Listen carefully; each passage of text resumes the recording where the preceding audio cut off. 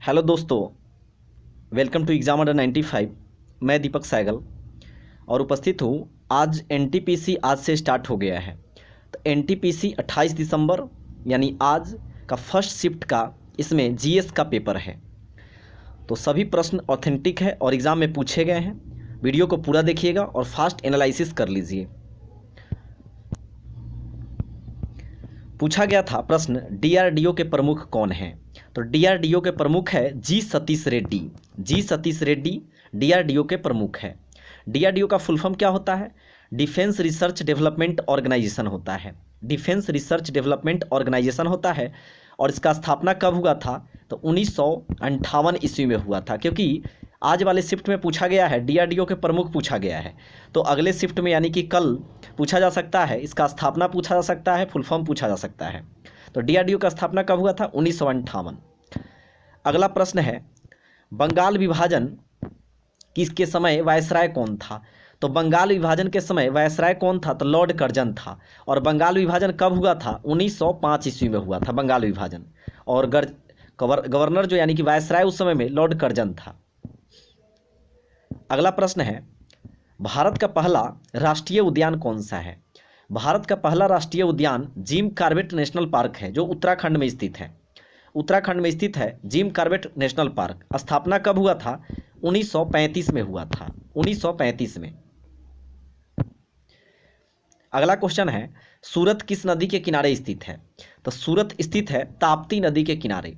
लेकिन आपसे अगर पूछा जा सकता है कि गोरखपुर किस नदी के किनारे है, तो गोरखपुर है राप्ती नदी के किनारे। राप्ती नदी के किनारे स्थित है गोरखपुर। अगला प्रश्न है, पानीपत की दूसरी लड़ाई कब लड़ी गई थी? पानीपत की दूसरी लड़ाई कब लड़ी गई थी? तो 1556 में अकबर ने हेमू को हराया था।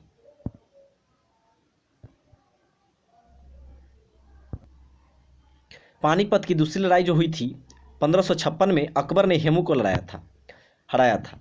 3 पानीपत का युद्ध हुआ है, तीनों जल्दी से कंप्लीट कर लीजिए। पानीपत की पहली लड़ाई 1526 में हुआ था। बाबर और इब्राहिम लोदी के बीच में हुआ था और बाबर की जीत हुआ था। और इसी में बाबर क्या किया था? मुगल वंश की स्थापना कर लिया था। और पानीपत का दूसरा युद्ध जो हुआ था अकबर और हेमू के बीच में हुआ था 1556 ईस्वी में। और पानीपत का तीसरा लड़ाई जो हुआ था 1761 में हुआ था, अहमद शाह अब्दाली और मराठा के बीच में हुआ था।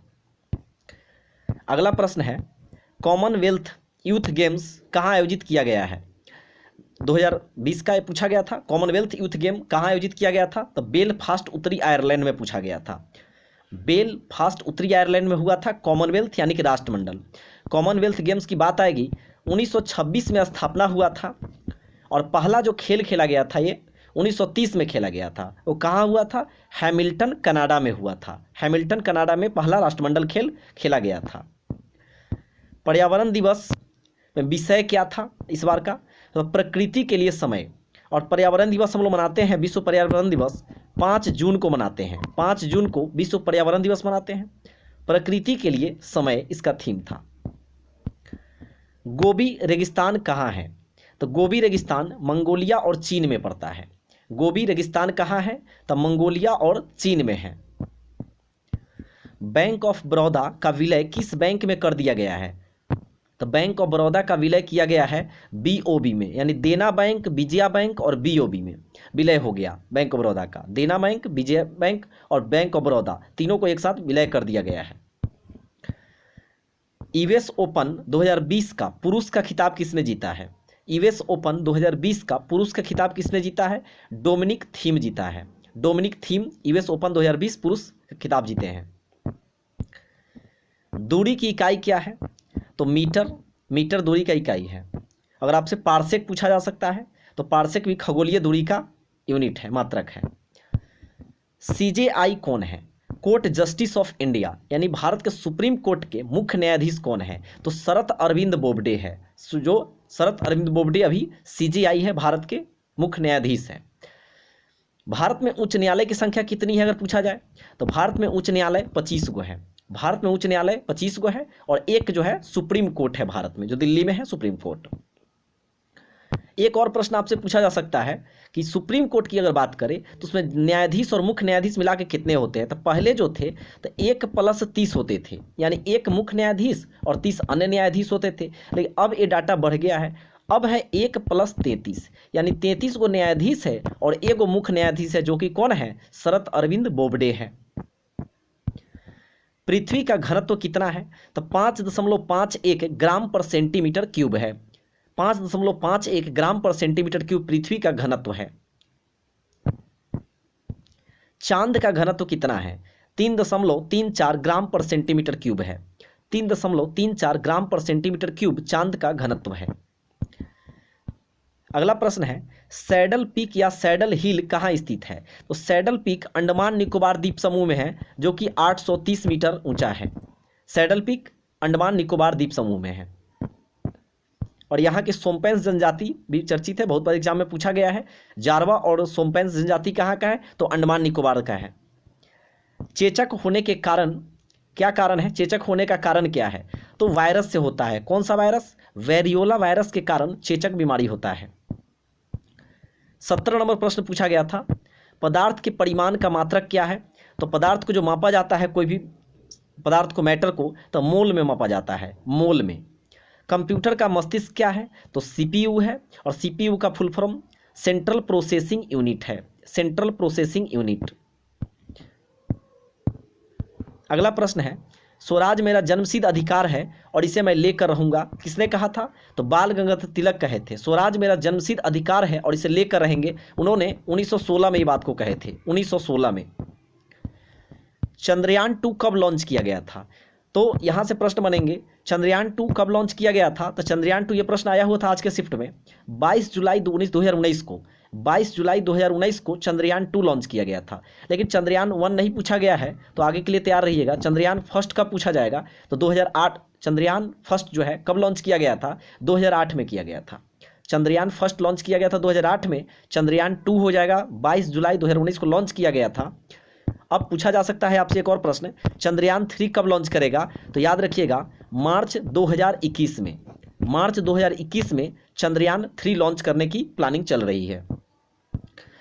चुनाव आयोग किस अनुच्छेद के तहत काम करता है, तो चुनाव आयोग किस अनुच्छेद के तहत काम करता है, 324 से 329 में, 324 से 329 के तहत चुनाव आयोग के बारे में चर्चा किया गया है भारतीय संविधान में।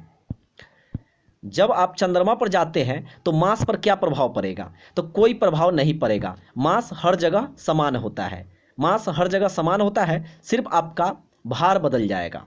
तो इसका आंसर होगा कि जब आप चंद्रमा पर जाते हैं तो मास पर क्या असर पड़ेगा, कोई प्रभाव नहीं पड़ेगा।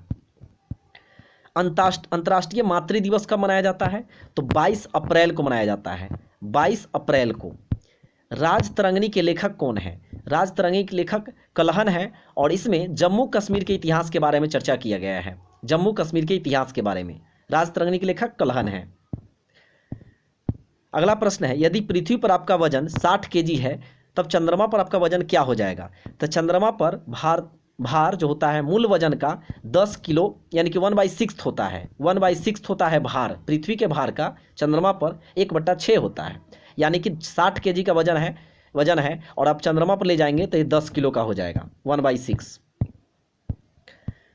मुकुर्ती राष्ट्रीय उद्यान कहाँ है, तो यह नीलगिरी तमिलनाडु में है, नीलगिरी तमिलनाडु में मुकुर्ती राष्ट्रीय उद्यान है। महिला दिवस कब मनाते हैं, तो महिला दिवस मनाया जाता है 8 मार्च को, 8 मार्च को महिला दिवस मनाते हैं। और विश्व साक्षरता दिवस कब मनाते हैं, तो 8 सितंबर को मनाते हैं। अच्छा प्रश्न है, याद रखिएगा।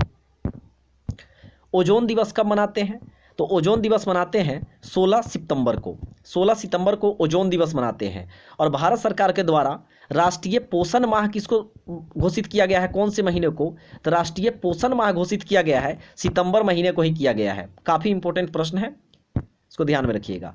सीपीसीबी कब स्थापित किया गया, सीपीसीबी 1974 में स्थापित किया गया था, 1974 में। प्रकाश वर्ष की इकाई क्या है, तो प्रकाश वर्ष जो है किसकी इकाई है, तो यह दूरी की है, खगोलीय दूरी की इकाई है प्रकाश वर्ष।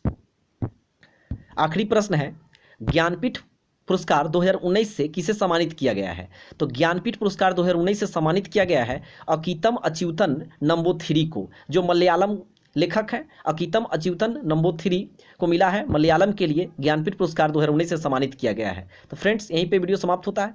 मिलते हैं नेक्स्ट वीडियो में। Thanks for watching.